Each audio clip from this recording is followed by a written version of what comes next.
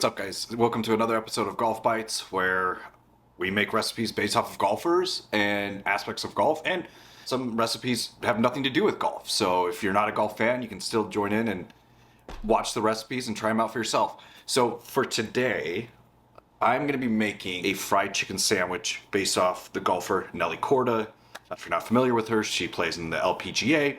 Phenomenal golfer. She's been winning crazy this year in 2024. So this is going to be Nelly's Spicy Ace chicken sandwich. It's going to be your typical fried chicken sandwich, but very spicy. We're going to go ahead and start with the chicken, so enjoy. So into a big bowl, we're going to go ahead and add in, I would say about a cup to a cup and a half of buttermilk. I'm going to add a little bit more. Set that aside. Maybe about 2 to 3 tablespoons of garlic powder.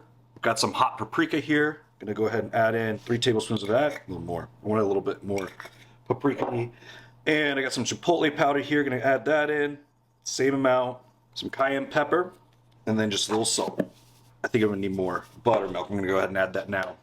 All right. And then I've got boneless chicken breasts boneless chicken thighs that I'm going to go ahead and add after I whisk this up. And one last thing. Got to add some hot sauce. I got Yucateco hot sauce here. You can use whatever type of hot sauce you want. I'm going to go ahead and add in, I would say, about 3 tablespoons of this, because I like it spicy. There we go. So now we're going to go ahead and add the chicken thighs into our brine. And ideally you want to set this in your fridge overnight.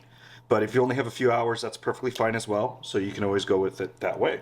And yes, these are boneless. I don't think I should have to say that, but they are boneless. So go ahead and coat these real well in here. And I'm going to set these aside. And we'll be back. The next one we're going to do is we're going to make a cucumber kimchi here. This is something I really like. This is going to be a little bit non-traditional, but it'll still be good. So I'm going to go ahead and start slicing this down.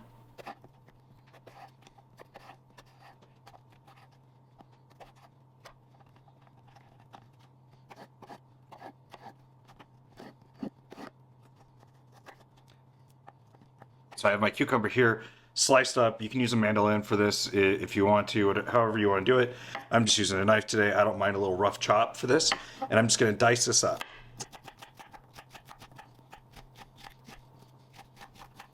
Now we want to introduce some salt. Salt these up. This is going to pull out any liquids. If you get any pieces that didn't fully cut through, just break them apart. There we go. Set this aside for about 20 minutes. Now we have an onion. I'm going to go ahead and slice this up real thin and just to nice little dices.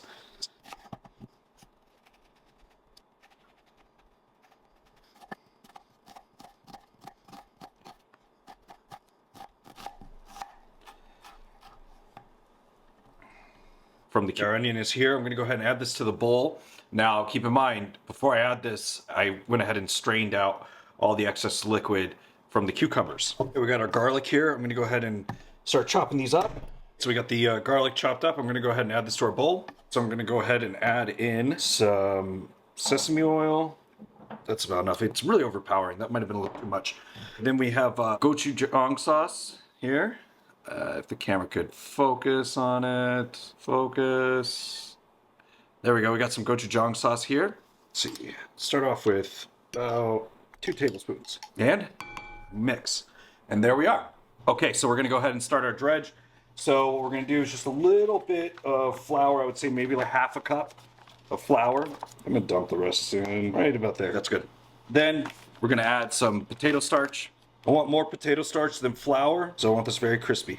Black pepper, so about 3 tablespoons. Garlic powder, cayenne pepper, same, 2 to 3 tablespoons.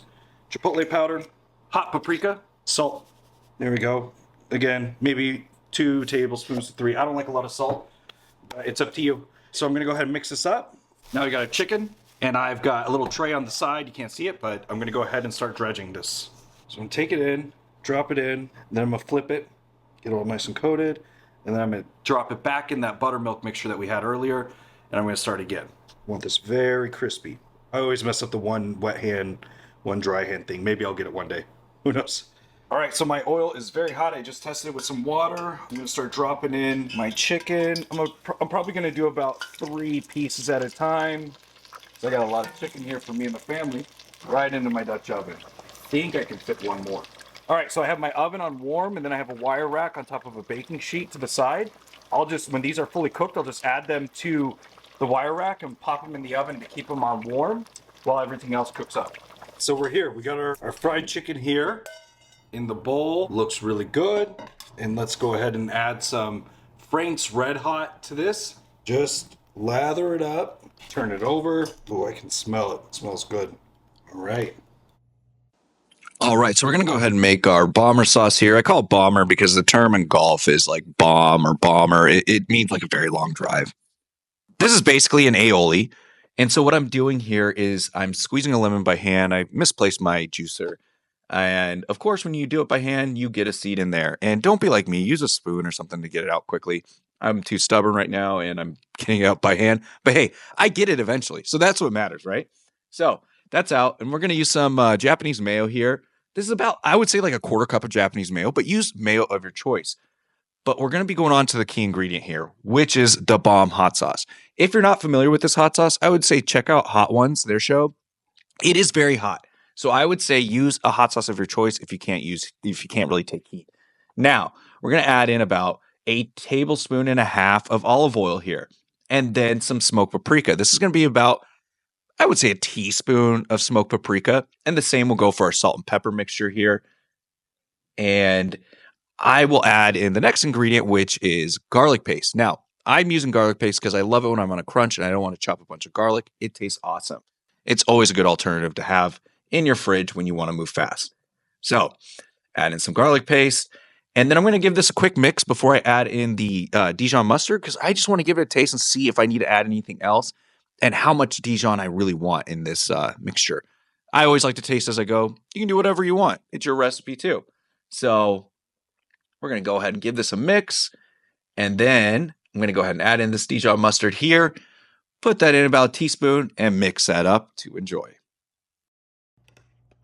So now, let's go ahead and add our ingredients and everything. So we're going to start off with our toasted brioche bun. These are Hawaiian rolls. I'm going to go ahead and grab some of our bomber sauce. Now,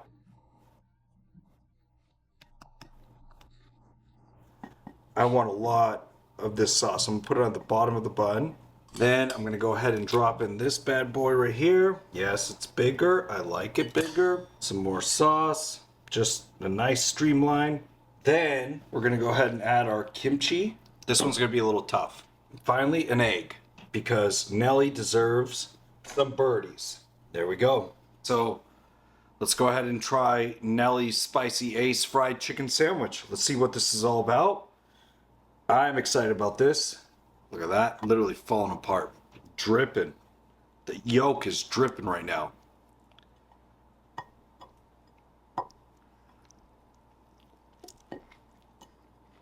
That is good.